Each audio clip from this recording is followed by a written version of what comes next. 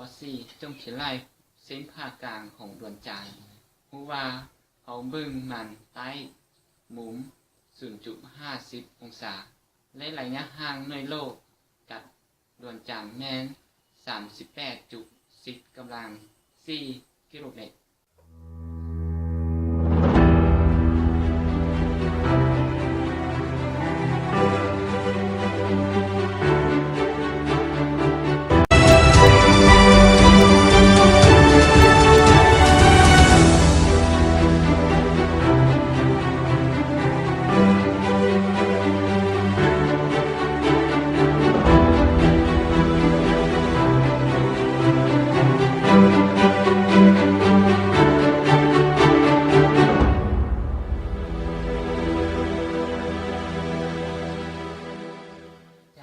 แล้วเราจะรู้มุมอัลฟาเท่า 0.54 องศาแล้วมีระยะห่างอยู่ 38 คูณ 10 กำลัง 4 กิโลเมตร